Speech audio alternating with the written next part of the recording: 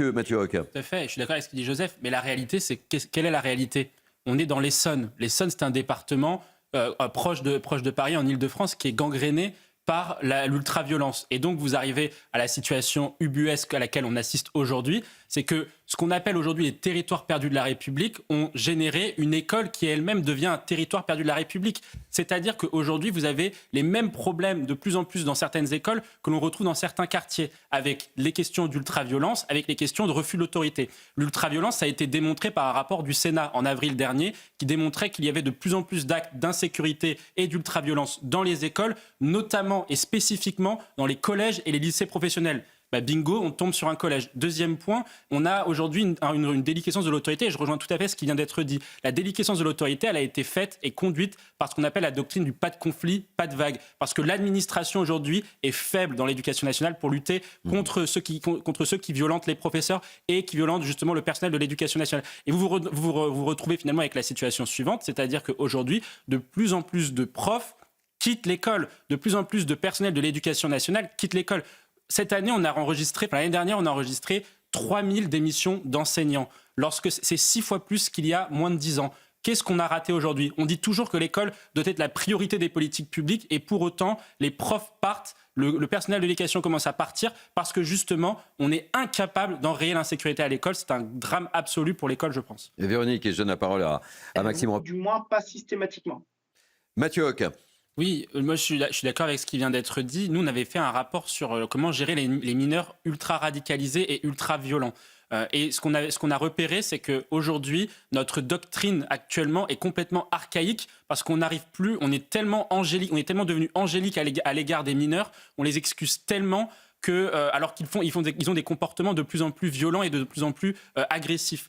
La réalité aujourd'hui qu'il faut, c'est qu'il faut changer cette doctrine-là. Et monsieur le syndicaliste a raison d'insister sur un point, il faut changer le droit et notamment cette excuse de minorité. Ce n'est pas normal aujourd'hui que des jeunes soient excusés d'une certaine façon, qu'on divise les peines par deux automatiquement lorsqu'ils s'attaquent à un enseignant, lorsqu'ils s'attaquent à la communauté éducative. Il faut absolument rompre avec ces vieux dogmes parce que sans réponse répressive ferme, on n'arrivera jamais à enrayer l'ultra-violence et l'insécurité dans nos écoles. Très rapidement, parce qu'on va marquer une pause, Mathieu. Oui, mais c'est ce nouvel an à la française. On en parlera tout à l'heure. Ce nouvel an à la française, c'est-à-dire 800 voitures incendiées tous les ans, etc. C'est la conséquence du laxisme de la justice. Quand vous avez aujourd'hui des émeutiers, notamment les émeutiers de 2023, l'été de 2023, je prends souvent cet exemple-là, qui sont condamnés en moyenne à 8,9 mois de peine de prison, alors qu'ils ont saccagé une école, des magasins, etc.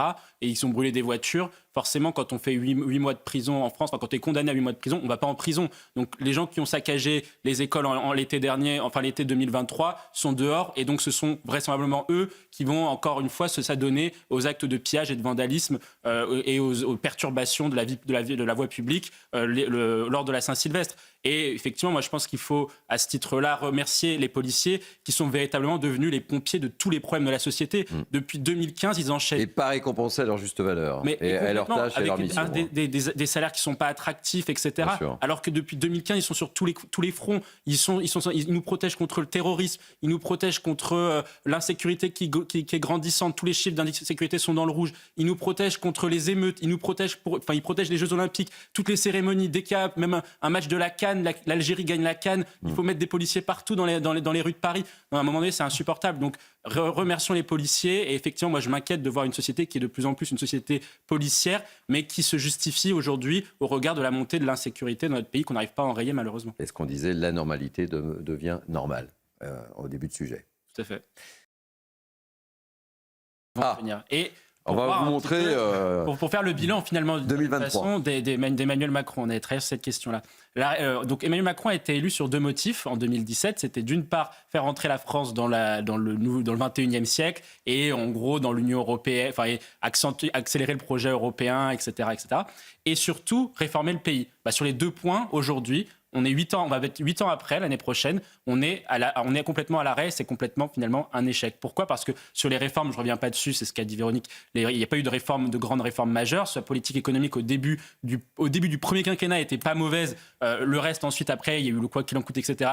Ils ont complètement saccagé les finances du pays. Et puis finalement, sur la question européenne, avec la claque électorale qu'il a pris aux élections européennes, son parti Renew au Parlement européen est en échec, a perdu un nombre de députés incalculable. Le macronisme au niveau européen est fini. Ursula von der Leyen, qu'Emmanuel Macron avait lui-même soutenu pour la présidence de la Commission de l'Union européenne, aujourd'hui, marche sur Emmanuel Macron sur un certain nombre de sujets. Par exemple, récemment, on se souvient de l'accord UE-Mercosur. Elle a quand même conclu et signé, finalisé l'accord dans le dos d'Emmanuel Macron qui est en difficulté sur le plan intérieur. Et donc quand on met bout à bout tout ça, qu'on met effectivement le fait que les Français sont fatigués de la présidence d'Emmanuel Macron, que les Gilets jaunes l'ont démontré une fois, qu'ensuite après, depuis 2022, il n'a pas de majorité absolue. Il faut quand même rappeler que les élections législatives de 2022 ne lui avaient pas donné de majorité absolue. On a un président de la République qui n'a plus de capital politique pour gérer les affaires du pays. Je pense que c'est ça aujourd'hui la réalité d'Emmanuel Macron. Je suis d'accord avec ce que disait Élodie sur les deux sujets. Il y a effectivement les affaires courantes du pays et les images et les symboles. Sur les images et les symboles, la réalité, c'est que Emmanuel Macron a effectivement dressé un cap, et ça c'est tout à fait louable, mais c'est surtout les forces vives de la nation qui ont fait que les Jeux Olympiques ont été un succès. Ce sont par exemple les policiers, ce sont tous les bénévoles qui se sont engagés, ce sont les élus locaux, qui ont justement fait en sorte que ces Jeux Olympiques soient bien organisés et bien gérés. De la même façon, sur Notre-Dame de Paris, ce sont tous les bâtisseurs que nous avons dans notre pays, et fort heureusement, notre pays quand même qui a plus de 1000 ans d'histoire et qui est un pays qui compte au niveau international, a encore des gens qui ont du talent dans notre pays. Et c'est pour cela que sur la question de la conduite des affaires de la nation, c'est dommageable qu'un président qui a été élu pour faire la révolution, comme il l'avait dit dans son ouvrage, et pour justement réformer le pays, n'ait pas pu le faire parce qu'aujourd'hui, malheureusement, les forces vives de la nation sont bridées par un État qui est omnipotent, sont bridées par des verrous administratifs, sont bridées par les juges, sont bridées par certains élus locaux, sont bridées par une partie de l'Union européenne. Donc à un moment donné, il faudrait que la France puisse reprendre le contrôle de son destin. Et pour cela, malheureusement, Emmanuel Macron n'aura pas été le président qui aurait pu le conduire. Le mot de conclusion, mais très très très rapide, Joseph. Il est très content de lui, parfait. Ce que vient de dire Mathieu est tout à fait exact. En fait, les exemples qu'il donne, c'est